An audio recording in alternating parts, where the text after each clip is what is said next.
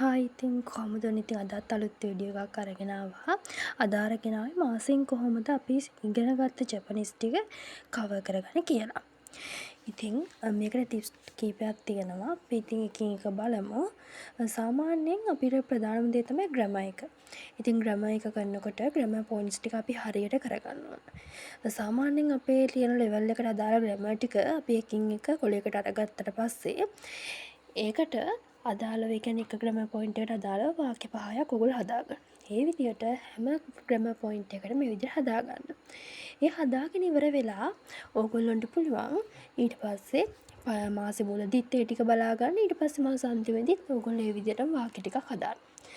ඊට පස්සේ ඕගොල්ලෝ දවස් 2ක් වගේ ඇතුළත ඔය ටික කරලා ඉවර කරන්න.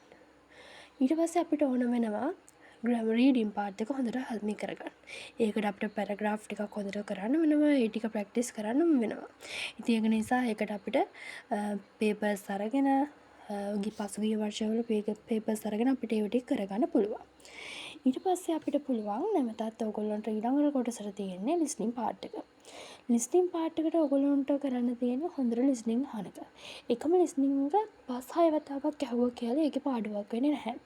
Tamanට ඒක ඔලුවට වදිනකම් මේක අහනකොට අනිවාර්යෙන් ඔයාලා ලිස්නින් ටික ගොඩ යන්නම පුළුවන් වෙනවා. ඒ විදියට ලිස්නින් ටික හොඳටම අහන්න. ප්‍රශ්න පත්‍රවල තියෙන ලිස්නින් උත් හොයා ගන්න කොහොම හරි කරලා ඔය Google එකේ සර්ච් කරාම එනවා වර්ෂෙත් එක්ක ලිස්නින් පාර්ට් මේක පේපර්ස් මේ කරදී. ඉතින් ඒ වගේම තමයි Google එකේ තියෙනවා මේ Tamanට ටයිමින් තියලා පේපර්ස් කරන්න පුළුවන්. ඉතින් අන්න ඒ වෙලාව ලිස්නින් හොඳට බලා ගන්න. Taman ලිස්නින් කරන තරමට Tamanට ලිස්නින් පාර්ට් එක හරියම ලේසි වෙනවා. ඉතින් ඒ විදියට කරන්න. ග්‍රැමර් පාර්ට් එකත් ඔයගොල්ලෝ දවස් 2-3ක් ඇතුළත කරලා ඉවර කරන්න. ලිස්නින් පාර්ට් එකත් දවස් 2-3ක් ඇතුළත කරලා ඉවර කරන්න. ඒ දෙකටම සතියක් තියාගන්න. එතනින් සතියක් ඉවරනාට පස්සේ ඊළඟ සතිය ඔයගොල්ලෝ රීඩින් පාර්ට් එකටයි කාංචි වලටයි තියාගන්න. අපිට ඒතර සති දෙකක් ඒ වලට. කාංචි වල අපි කොහොමද බලාගන්නේ? කාංචි සාමාන්‍යයෙන් අමාරුයිනේ ටිකක්. ඉතින් ඒ ටික බලාගන්න මෙන්න මෙහෙම. ඔයගොල්ලෝ එක කොලයක ලියා ගන්න kanji වලින් ඔයගොල්ලන්ට අදාළ වචන ටික. ඊළඟට තව කොලයක ලියා ගන්න හිරගන වලින් අදාළ වචන ටික. මොකද අපිට පේපර්ස් වලට ඕන වෙන්නේ හිරගන වලින් අපිට දීලා kanji වචනේ අහනවා. kanji වලින් දීලා අපිට හිරගන වචනේ අහනවා. ඉතින් ඔන්න ඔය දෙක තමයි ඕන අපිට සිංහල තේරුමක් අහන්න නැහැනේ. ඒක නිසා අර දෙක ලියා ගත්තාම ඇති. ඉතින් ඒ දෙක ලියාගෙන ඉවර වෙලා ඔයාලා තනියෙන් ඔය දෙක ලියලා ඉවර වෙලා ඔය දෙක පැත්තකින් තියන්න. ඔයාලා උදේ වෙලාවක නම් ඔක ලියන්නේ හවස වරුවක හරි රෑ වෙලාවක හරි තමයි ඔකට උත්තර ලියන්න ඕන. මොකද ඔයගොල්ලෝ ඒක ලියලා තියලා ඉවර වෙලා kanji ටික හොඳට පොඩ්ඩක් බලා ගන්න.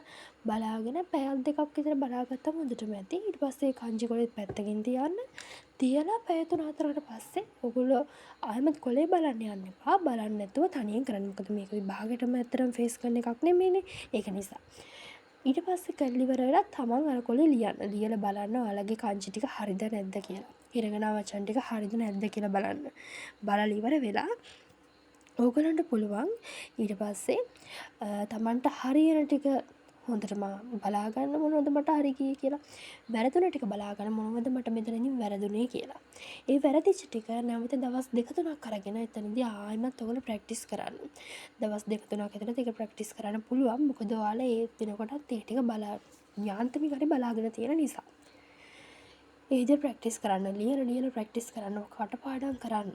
අපිට මොකද සිංහල තේරුම් එක තැනකදීවත් අහන්නේ නැහැ. විශේෂම දෙයක් තමයි මේ රීඩින් පාර්ට් එකට මට කියන්න ඕන රීඩින් පාර්ට් එකේ තියෙන අපිට සාමාන්‍ය වෙලාව තියෙන පොඩි කාලයනේ සීමිත කාලයක්. ඉතින් ඒ වෙලාව ඇතුළත අපි කොහොමද රීඩින් පාර්ට් එක කරන්නේ සම්පූර්ණයෙන්? ඡේද ප්‍රශ්න ටික කොහොමද ටට්ටගාව කරන්නේ කියන එක බය වෙනවා අපිට කොහොමද? මටත් ඒක මේ JLPTN5 ලියනකොට මට ඒක මාරම බයක් තිබ්බා. වෙලාව සීමිත නිසා.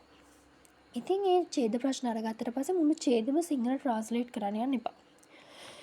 එතනදී ඔයගොල්ලෝ කරන්න ඕන ප්‍රශ්නේ කියවන්න ප්‍රශ්නේ ට්‍රාන්ස්ලේට් කරන්න. ඊට පස්සේ අදාළ වචන ටික හොයාගන්න. ඡේදෙන් හොයාගෙන උත්තරේ හොයාගන්න පුළුවන්. අපි සාමාන්‍යයෙන් කියනවා ප්‍රශ්නේ තියෙන කීවර්ඩ්ස් ටික හොයාගන්න ඡේදය ඇතුලේ තියෙන ඒ විදිහට කරන්න පුළුවන් කියලා. ඉතින් අන්න එහෙම තමයි අපේටත් ජපන් ක්ලාස් එකේ කියලා දුන්නේ. ඉතින් අන්න ඒ විදිහට කරගන්න. ලේසි. එතකොට තමන්ගේ ටයිම් වේස්ට් වෙන්නේ නැහැ. හරියට ටක් ගාලා වැඩේ කරගන්න පුළුවන්. ඊළඟට දැන් අපි පේපර් එකේ kanji ටිකත් කරගෙන යනකොට kanji ටික ඔයගොල්ලන්ට තව දෙයක් කරන්න පුළුවන්. සාමාන්‍යයෙන් කංජි මටත් N5 වලට මම කංජි පුරුදු වුණේම පේපර් ලියලා. මොකද මට හරියට කංජි ටිකක් එච්චර බැරි වුණා N5 ලෙවල් එකේදී. මම JLPT වලින් දැම්මා. JLPT වලින් දැම්මන් පස්සේ මගේ රිසල්ට් එකේ මට ලකුණු 60 ගානයි තිබ්බේ පළවෙනි සැරේ ලියනකොට. දෙවෙනි සැරේ ලකුණු 90 ගානක් තිබ්බා. පළවෙනි සැරේ ලියුවන් පස්සේ කංජි ටෙස්ට් එක පාස්. කංජි කොටස පාස්. මට අඩු වෙලා තිබ්බේ ලිස්නින් පැත්ත, ග්‍රැමර් පැත්ත නෙවෙයි තමයි. රීඩින් කොටස පාස්. එතකොට මට කංජි වලින් පුරුදු වුණේ මම ඇත්තටම N5 වලදී කරේ නැහැ පළවෙනි සැරේ. ඒ කියන්නේ හරියට කංජි පාඩම් කරේ නැහැ. හැබැයි පේපර් කරා. පේපර් තියෙන තරමක් කරා. තාමත් මං ගාව N5 වලට තියෙන පේපර් තොගයක්. ඉතින් ඒ කරපු ඒවල ගොඩක් තියෙන කංජි කරපුවා. ඉතින් කංජි ප්‍රැක්ටිස් නිසා තමයි අර පේපරේදී අරම පාස් වුනේ. නැත්තම් අරම ලොකු උනන්දුවක් දීලා නෑ මං කංජි වලට. රීඩින් පාර්ට් එකත් එහෙම මං ඡේද ලියන්න හරි ආසයි. ඡේදවල සිංහල තේරුම් හොයන්න මං හරිම ආසයි.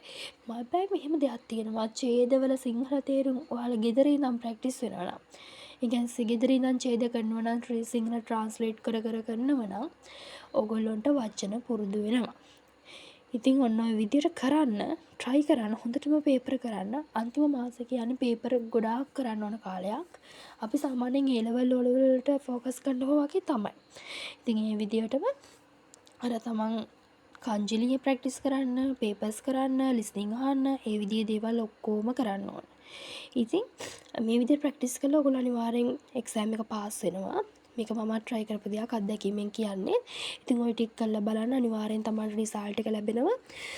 මාසයක් ඇති සත් දෙකක් වුණත් ඇති මේ කොටස් ටික කරලා ඉවර කරන්න. මම ඕගොල්ලෝ කිව්වා සත් දෙකයි වුණ. අනිතර සති දෙකේ ආයෙමත් අර ටික ආයෙමත් ප්‍රැක්ටිස් කරන්න. ඉතින් මේ වීඩියෝ එක වැදගත් වෙනවා කියලා මම හිතනවා. වැදගත් වෙයි ඕගොල්ලන්ට. ඉතින් තවත් ඉස්සරහට තවත් වැදගත් වීඩියෝ අරන් එන්න. එතකන් ගිහින් එන්න මේ වීඩියෝ එකෙන් මෙච්චරයි. ඉතින් ගිහින් එන්න. ඔයාලට සුබ දවසක්.